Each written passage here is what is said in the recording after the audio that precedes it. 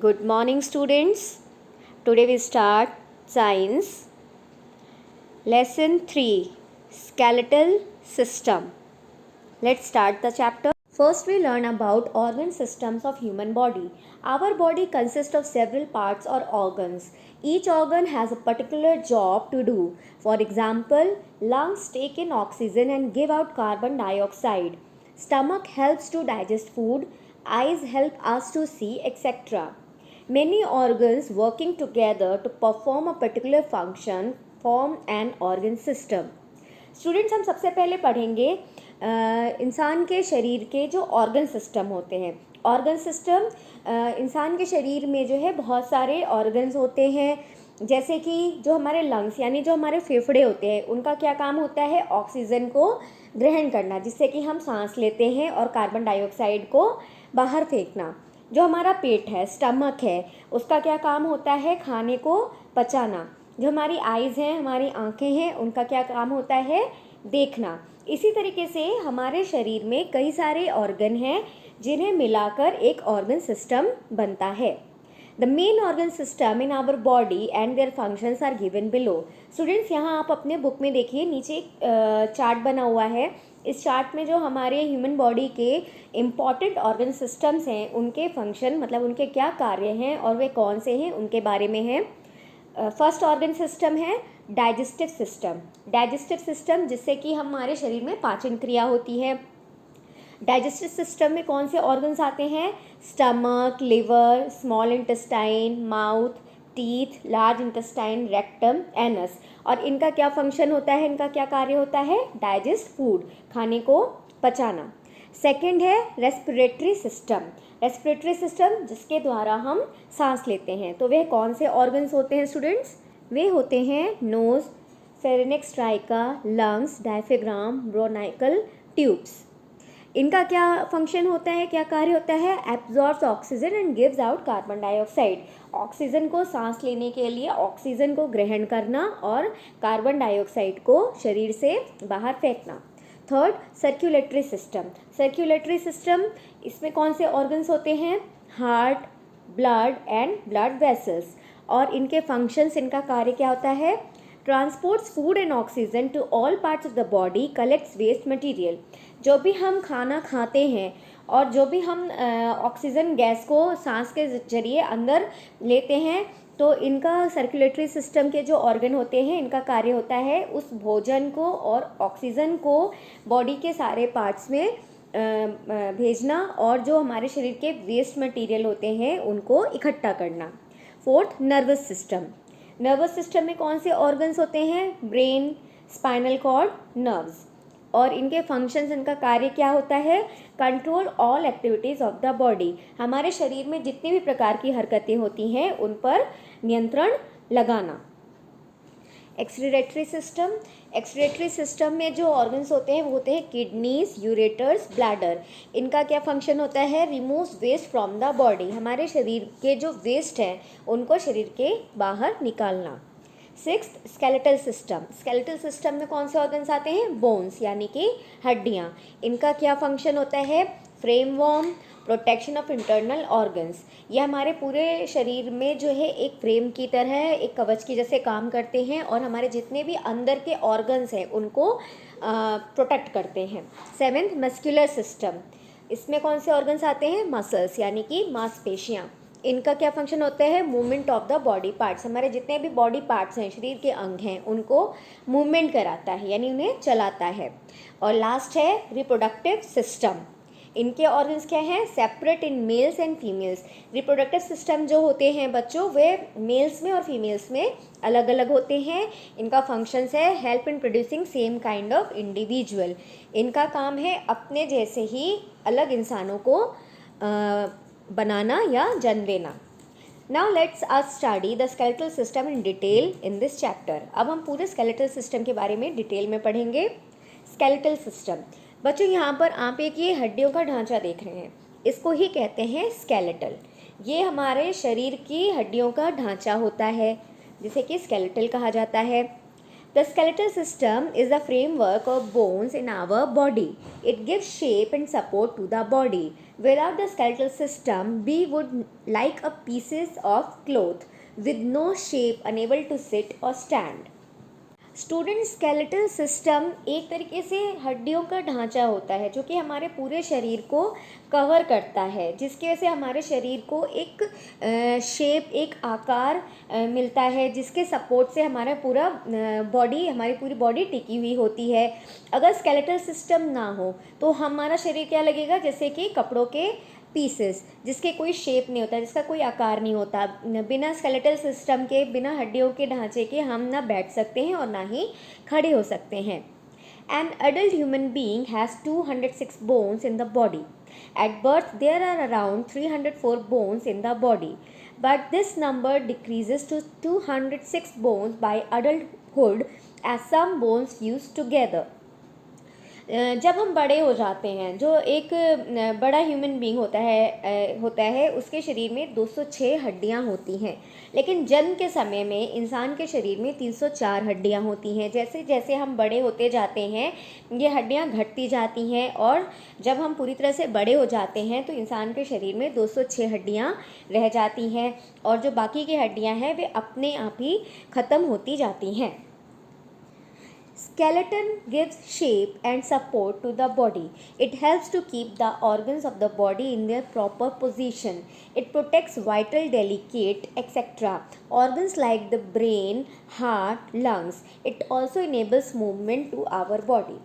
But students, जो हमारे हड्डियों का ढांचा होता है जिसको कि हम स्केलेटन कहते हैं, ये हमारे शरीर को एक आकार देता है और हमारे जितने भी अंदर के ऑर्गन्स हैं उन्हें एक अपने प्रॉपर पोजीशन यानी एक अपने प्रॉपर स्थान पर रखता है, और हमारे शरीर को बाहरी रोगों से बचाता है, और हमारे ऑर्गन्स को भी बाहरी उससे रोगों से प्रोटेक्ट करता है। हमारे मस्तिष्क को, हमारे दिल को और हमारे फेफड़ों को भी प्रोटेक्ट करता है, और स्केलेटल के सहारे ही जो है हमारे पूरे शरीर में मूवमेंट होती है।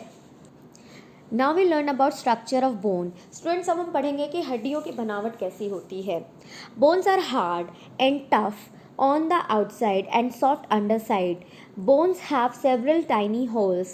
Bones are made up of living cells. The bones are filled with the soft substance called bone marrow. The bone marrow produces red blood cells which carry oxygen to our body parts and white blood cells that fight against diseases. Bones also store calcium, phosphorus and other minerals required by the body. Bones are living and can mend themselves if broken. Students, हमारी जो हड्डियाँ होती हैं वे बाहर से बहुत ज़्यादा hard यानी बहुत ज़्यादा मजबूत होती हैं, और लेकिन अंदर से जो है वे बहुत ज़्यादा मुलायम होती हैं। हड्डियों में जो है बहुत सारे छोटे छोटे छेद होते हैं, और वो जो हमारी हड्डियां हैं वे लिविंग सेल्स यानी जो जीवित ऊतक होते हैं उनकी बनी हुई होती हैं, और हमारी हड्डियों के अंदर जो है एक बहुत ही सॉफ्ट मुलायम सा सब्सटेंस होता है जिसको कि बोन मैरो कहते हैं। इस बोन मैरो का काम होता है रेड ब्लड सेल्स को प्रोड्यूस करना और ऑक्सीजन के साथ मिक्स करके शरीर के पूरे हर भाग में भेजना, और वाइट ब्लड सेल्स का काम होता है रोगों के प्रति लड़ने के लिए शरीर में ताकत को उत्पन्न करना, रोग प्रतिरोधक क्षमता को बढ़ाना। बोन्स में स्टूडेंट्स हड्डियों में कैल्शियम होता है, फॉस्फोरस होता है और कई तरीके के मिनरल्स होते हैं जो कि हमारी बॉडी के लिए बहुत ज़्यादा ज़रूरी होते हैं। और स्टूडेंट्स, जो हड्डियाँ होती हैं वे खुद ही टूटती हैं और अपने आप को खुद ही अपना निर्माण करती हैं। Parts of the skeleton. Students, अब हम पढ़ेंगे कि जो हमारा स्केलेटन सिस्टम है उसके कितने भाग हैं।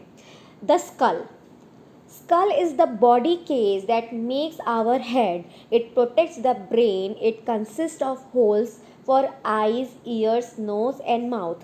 Students, skull का मतलब होता है खोपड़ी। ठीक है। जो हमारे खोपड़ी होती है उसके अंदर जो है हमारा ब्रेन होता है। जो खोपड़ी है ऊपर का जो हिस्सा है वे अंदर ब्रेन को प्रोटेक्ट करती है, और इसमें हमारे पूरे जो है खोपड़ी में छोटे छोटे छेद होते हैं जिसमें कि हमारी आईज़, हमारी आँखें होती हैं, ईयर्स के लिए जगह बनी होती है, हमारे नोज़ यानी नाक के लिए जगह बनी होती है, और हमारे माउथ यानी मुंह के लिए जगह बनी हुई होती है। Look at this image. यहाँ पे आप देखिए बच्चों द स्कल की एक पिक्चर है। इसमें आप देख सकते हैं कि आई सॉकेट है, नोज़ है, अपर जॉ यानी ऊपर का जबड़ा है, लोअर जॉ यानी नीचे का जबड़ा है। एक जगह पे फिक्स पॉइंट है जहाँ से जो है हमारा पूरा चेहरा जुड़ा हुआ है, और जो हमारा माथा होता है वो क्या है, flat bone. It is made up of 22 bones joined together. In addition to this, there are 6 very small bones in our ear. The upper part of skull is made up of 8 rigid bones and face is made up of 14 bones. These facial bones protect our sense organs. The lower jaw bone is the only moving bone in the skull.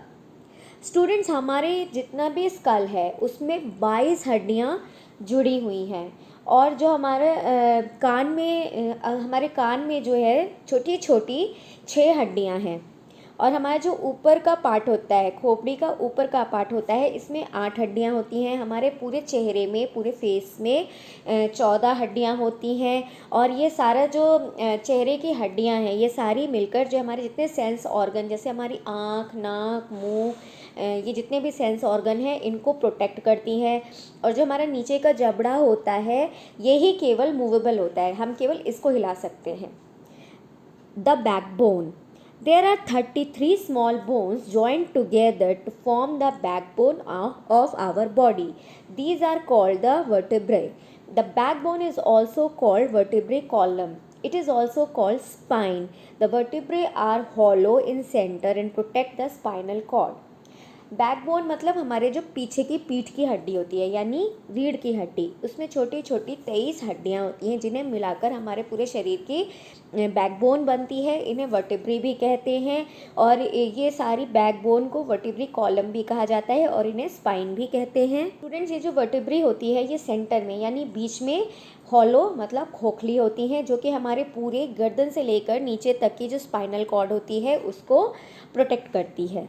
Look at this image in your book. This is a backbone, और यहाँ पे आप देख सकते हैं इस तरफ vertebrae हैं, जो कॉलम्स बने हुए हैं छोटे छोटे, वो क्या हैं, वो सारे वर्टिब्री हैं।